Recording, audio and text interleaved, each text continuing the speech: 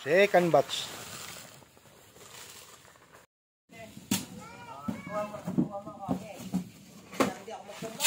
Busy. Ang manager at bossing ng lahat.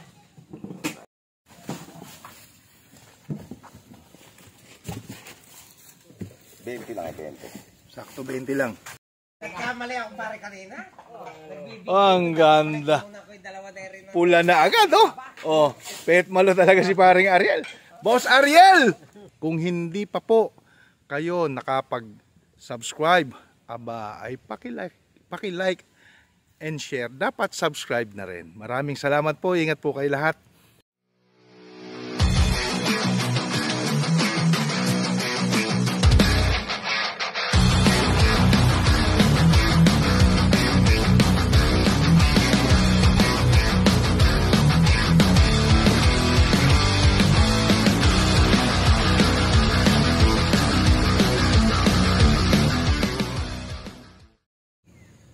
Magandang araw mga kabukid. Welcome back to my channel, El Kabukid.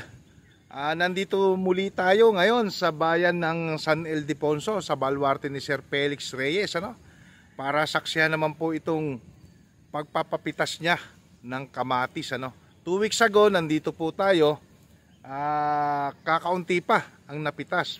I think mga 2 karton lang.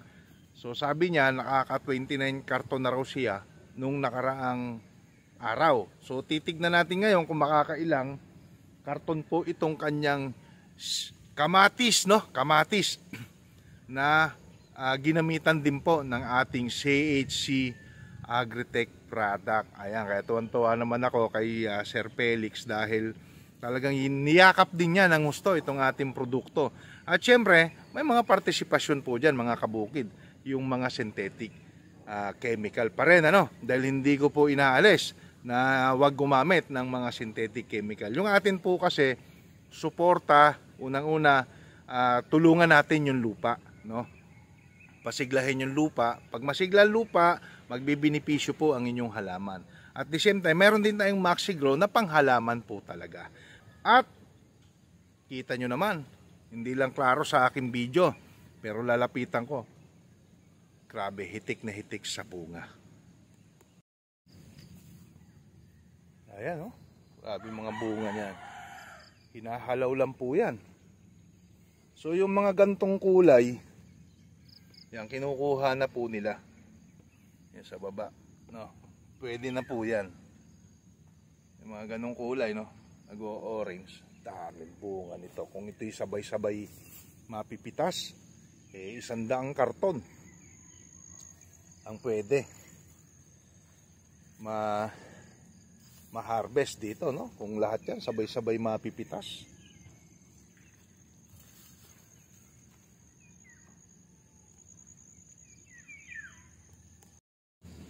Nung nakaraang visit ko po rito, pinictures ko po sa inyo yung water system ni Sir Felix, Ngayon, meron silang bagong assemble, as in hindi pa po na ikakabit.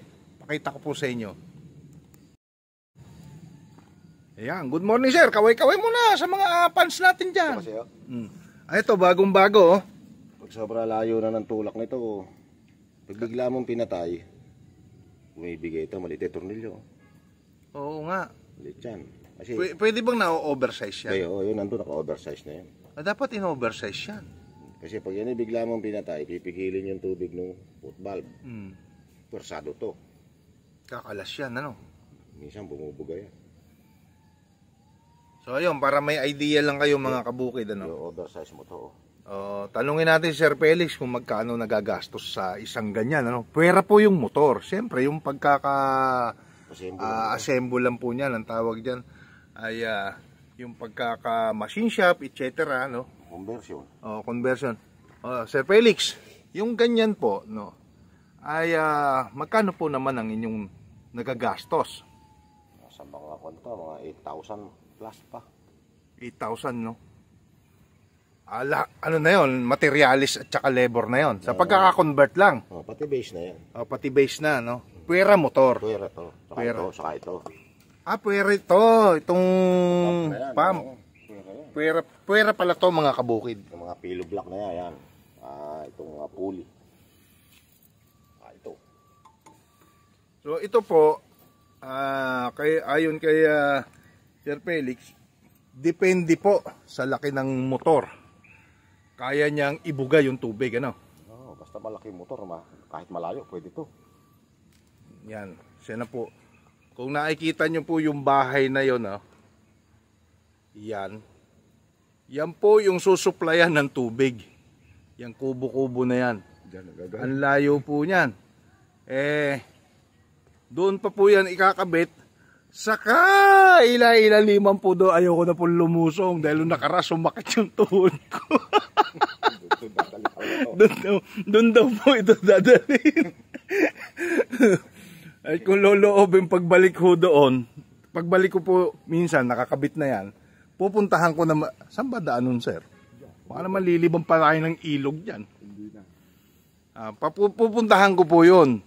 Yung, makikita ko naman sa inyo, yung buga ng water pump na yan. Antabayanan nyo po yung parto ko. Kung kaya pa niya. Kung kaya pa niya. Malalo talaga. Oo. Kasi maliit po yung motor na ginamit. Ilang horsepower lang to, sir? 5.5 lang yan. 5.5, no? So kailangan mga pagkaganon na, malalaki na. Kailangan sana medyo malaki eh. So maiintindihan kung kasi nandiyan na yan gamit lang kasi sa tractor yan testingin niya, kaya niya. Testingin niya ngayon. Kasi medyo nga maliit ito. Pero ito, palakas to. Oo, yung kuha na yan. Hindi nga natin malaan ito, kaya na ito. Kakayanin niya na. Nandiyan na siya Pakalayo Layo. Dahil maaga pa, basa pa ng hamog yung kamatis, hindi pa pwedeng mag-harvest. So pupuntahan namin ngayon yung isa niyang motor. Kasi nung nakaraang pinuntahan ko yung nando sa kabila. Ngayon yung dito naman.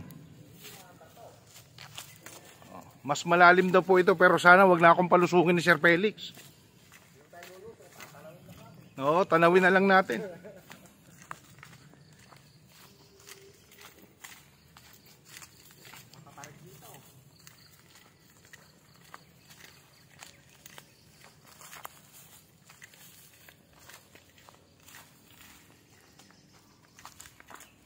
Ilog po kasi yung ilalim niyan.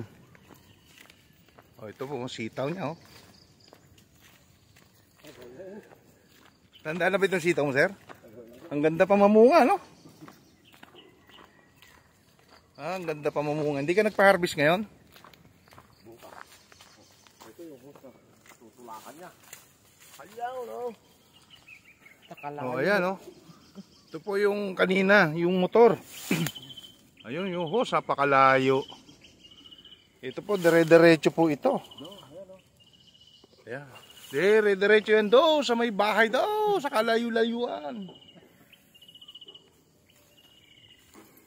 Pero dito kami pupunta sa kanyang motor na isa, na ito naman, yung palay, sinusuplayan, tsaka ito.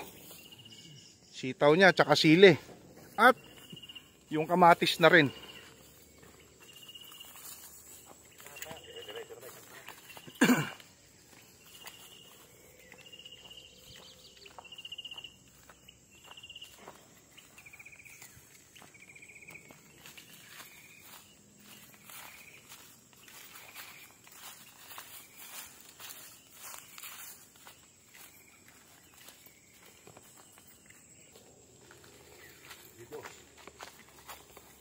Ayan, palusong na kami.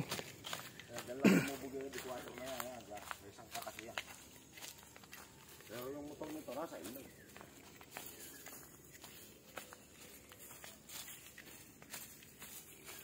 Grabe, lalim. Dati kasi nandyan din yung makina niya, nandito lang.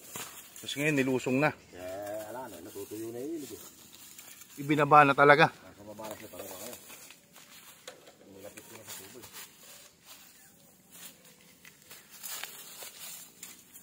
Ayan mga kabukid. Pag tayo po nadulas nito, mabilis po tayo makakababa.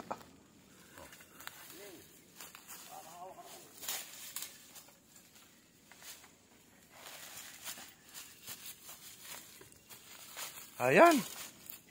Talagang tutok na tutok yung hose. D4 po ang gamit niya rito. Ayun po yung motor, oh. Nandito yung dati.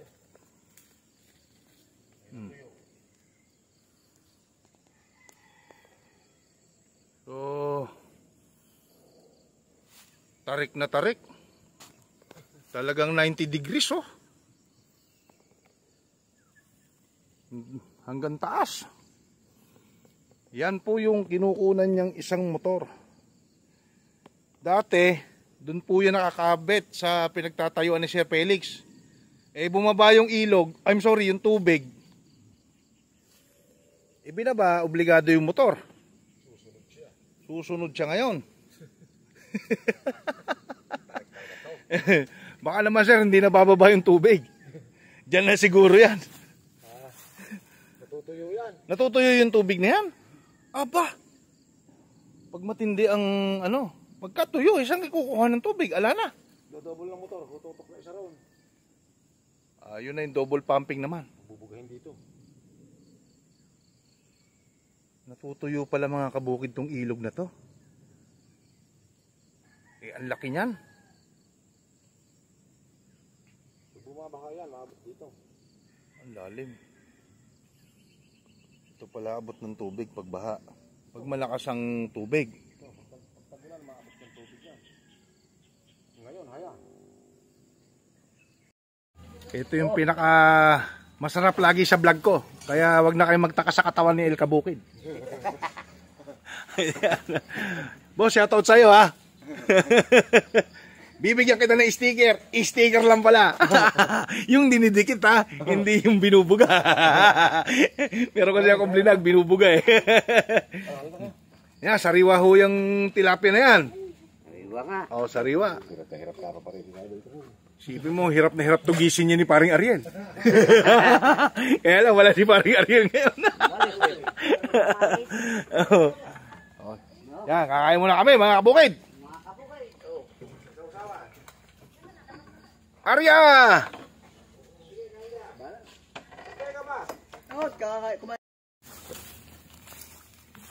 Ako kuya, maganda. Maganda pa ba? Dami pa oh. So ilang araw nyo na itong pinipitasan? Kung ano na yan, 5 pitas. 5 pitas na? Ano 5 eh. Nabilang eh. So parami na ng parami ang napipitas nyo? Parami ng parami. Naka ano nga eh, naka 29 kahon. Naka 29 band, karton ano? Kahon. So yung baka kahon, baka susulong pa ngayon. yung kahon 20 kilos ang laman. Sa parami na ba? Parami na. Ngayon siguro mga 30 na siya. 30 na. 30 karton. Sa bagay, ito'y lahat ho ba ito pipitasan ngayon? Hanggang alas 11, tapos mamaya uli. So yung iba namatay na, no?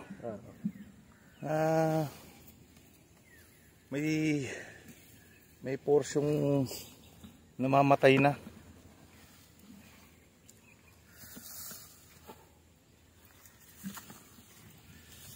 Bagay, yung kamatis naman talaga, maiksi buhay yan. Ang gaganda, oh.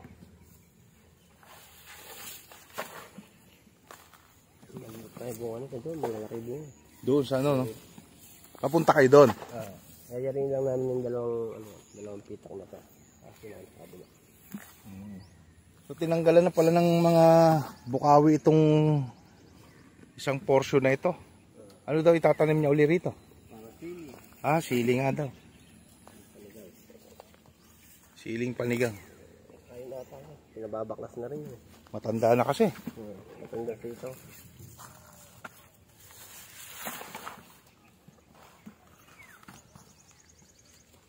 Ganyan lang po, kasimple mamitas.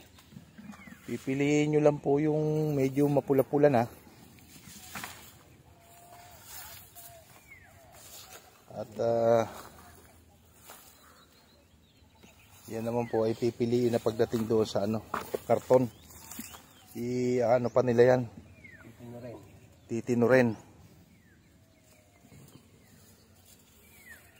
So ilang kayo kuya ritong namimitas? 3 lang. Kayong 3 lang. Tapos may nag-ano doon, may nagtitinor. May kamatis sa baron? Wala pa? Ngayon pa lang. Pagka nakakalahat ni sako na, dadalhin. Oo, dahil mabigat. Hanggang anong oras naman kayo namimitas? Kasi na, kami ng hapon mga alas 4. Pitas pa rin, alas 4. Mga alas 4. Ay, sa lapad ano? Malapad kasi ito mga kabukid. 2 hektarya yata itong kamatisan ni Sir Felix nito. Nalago. Mahirap hanapin yung mga at sa balakang. Nakayoko. Di bali. Kasi nakatambay sa bahay ano? Yan na ba anak mo? 3. Ayun.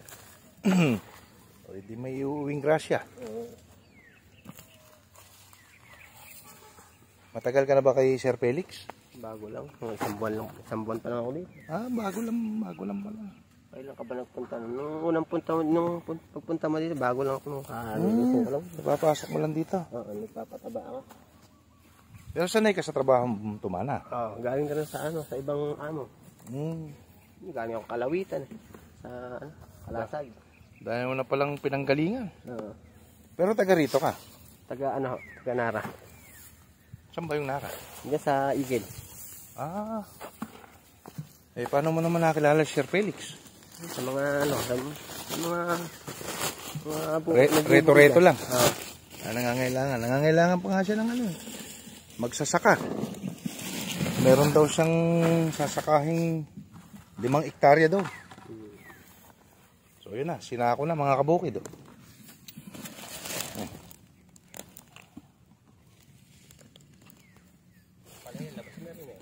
Oo nga eh. Ay nalitingan na kaya yung nandun banda? Nalitingan na. Kasi nung punta ko rito, ala pang liting eh. Ala pa. Hindi maasikaso nung maraming trabaho. Yung kasama ni... Kuya, anong pangalan mo? Kaloy. Si Kuya Kaloy. Shoutout sa'yo.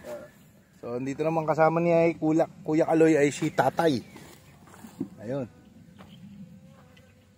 Hindi ako makapasok mga kabukid at putik. Hindi ako nakabota ngayon. Dito na lang tayo sa ledgi-ledgi. Pero napakarami pa nito. Napakadami pa.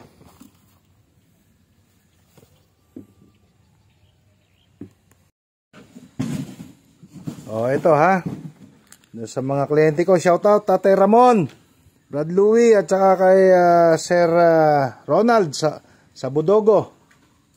Ay ito, variety na ginagamit ni Sir Felix dito sa San Ildefonso. Ang variety pong ito ay Exotica Verde, no? Gawa po or produce po ito ng Seedworks.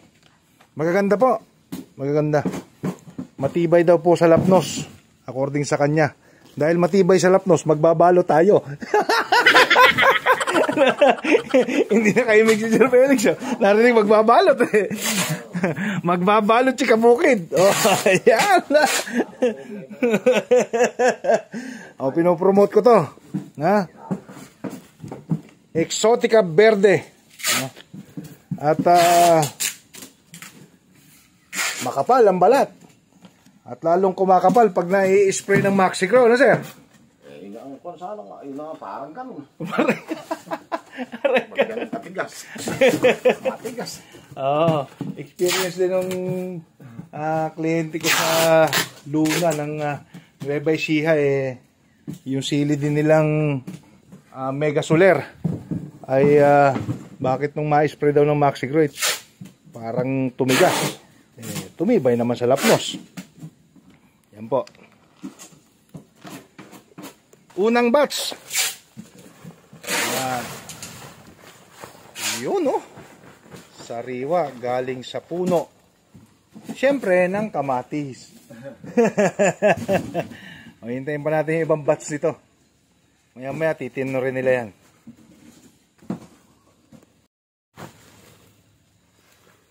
Second batch.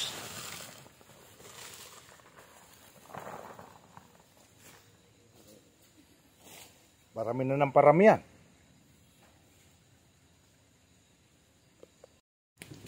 Mga kabukid, nandito po si Konsehal Jimmy.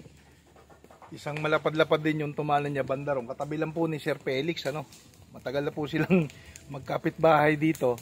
Hindi na-introduce si Sir Felix yung ating produktong si HC Agritech. Nagpang-abot po kami ngayon. Kaya na-introduce ko sa kanya. Balak din gumamit. So bibisitahin din natin sa isang araw to. O baka mamaya, bago tayo bumalik ng Kabanatuan, mapansin natin yung kanyang tanim na kamatis at ampalaya din, sir? Ampalaya. Ampalaya din. Sitaw. Sitaw, ampalaya sitaw. No? Siling tare. Yun, siling tare. Na kinapon yun, ay ano? Pinupong. Pinupong, ano? Ibig sabihin po, pinasariwa ho uli yun, kaya ganon. So titignan natin yung diskarte naman niya doon. Okay, nadadaanan ko nga ho yung inyong tumanang yun. Hindi ko naman alam na sa inyo pala yun. Ala naman kinikwento Sir Felix. Tsaka si El Catugis.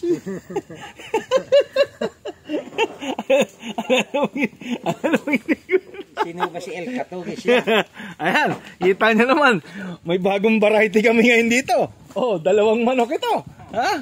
Dalawang manok. Lechon ka ngayon. Oh, lakas ng apoy. Paulingin. Yan ang buhay bukid. Buhay tumana. So ayan na po, no, sinisimula ng ano tawag? Tinurin. Yung kamatis na bagong pitas. Ayan. So paparami pa po 'yan. Nanay, ano pong diskarte niyo diyan? Kumbaga magkakasinlaki po ba, nanay? Pinagsasama-sama niyo, magkakasinlaki. Bukod po yung malalaki. Bukod yung maliliit. Yung segunda po. Bukod din.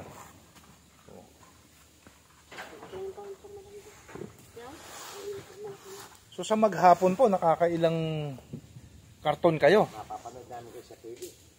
Si Konsehal. Konsehal, kamay muna. Konsehal Jimmy. O, gagamit na rin ang ating CHC product. Meron na pala kayong nadali, 3 karton. Kasi hindi ako magkakasukat yung mga doon. Hindi po magkakasukat? Medyo magkakatay. Ganun din. Basta sa kilo siguro, no? Basta nag 20 kilos. 20-20 po. Basta 20-20. Opo.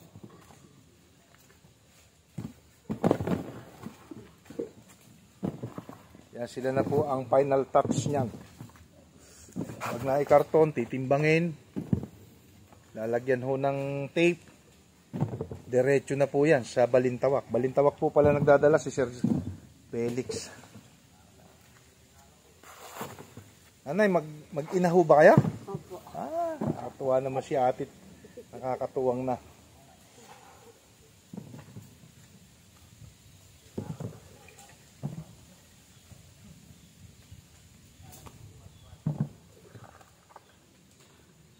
Yan po yung sistema, ano? Galing doon pipitasin.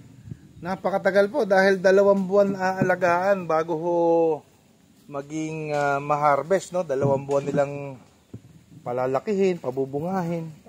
Tapos sa pagtungtong ng 60 days, doon pa lang sila magi-start mag-harvest. So nakapunta po ako dito noon. Unang harvest nila, nakuha ni Sir Felix ay 1 karton. Ngayon parami na ng parami. At napasabay naman yung kanyang sili. Ayan, oh. Harvest ng sili siya. Sigurado si Kabukid makakapag-uwi nito. Silit kamatis. Nagkamali ako pare kanina. Ang ganda. Pula na agad, oh. Oh, pet malo talaga si paring Ariel. Boss Ariel! Ikaw na talaga. Oh. Dapat pala nagpa-vlog din ako eh. Yan si Konsehal Jimmy, oh. User na lang ating si Secretary yan. Papasyalan ko yung kanyang tumana mamaya.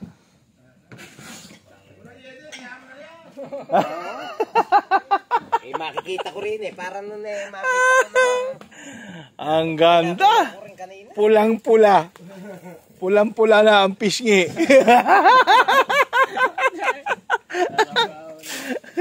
Talagang Ang ganda na ito, oh.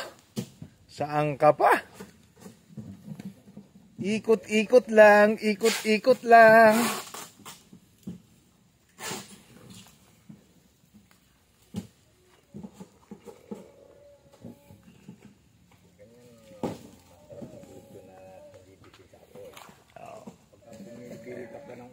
Pinaglitsyon pa talaga si El Kabuki ni El Katugis. Paris siya, no?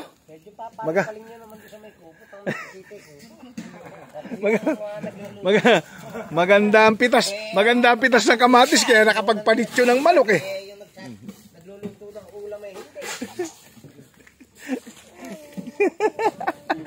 Kasi ano? Delikado raw. Delikado.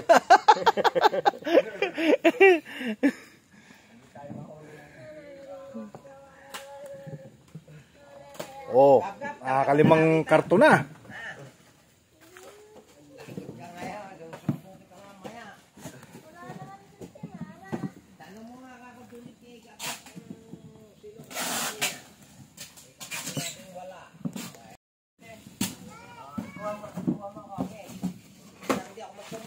Busy.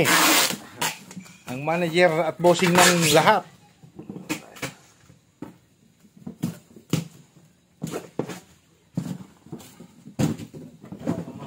Yung 25 pesos, sinahagis lang. Hindi lang 25 gasto sa tape pa. Oh, may tape pa pala.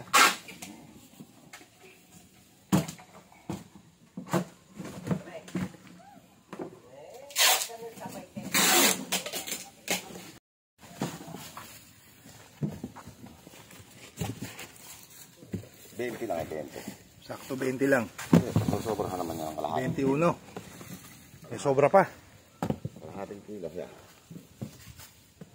Para sa karton. O yan. Nakakawalong box na tayo. 6 doon, 2 rito.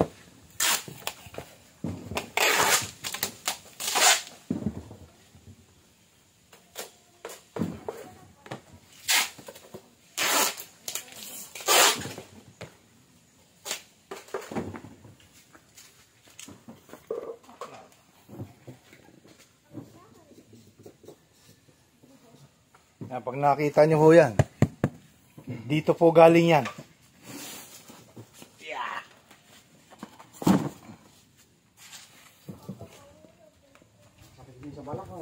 Aba, pag tuloy-tuloy yan eh, yun ang tinatawag sira ang panganyog. Ito na ang pinaikot ni Boss Ariel. El Katugis.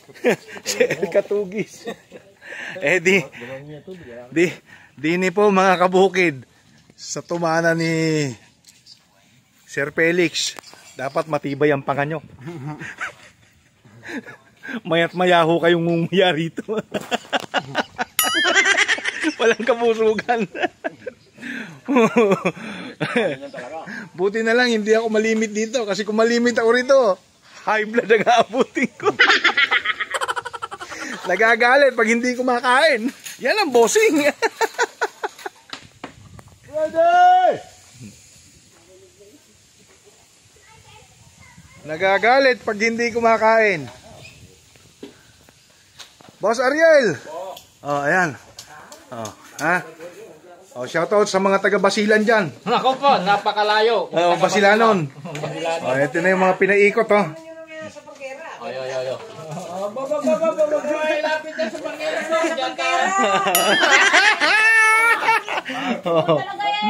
May pusa dyan, may pusa sa Pangera. Huwag mong salay. Nakakatakot to, haba ho ng gulok nito. Baka mahalibas ako. Dito ko na naman po tatapusin ang segment ng vlog ko sa araw na ito, no?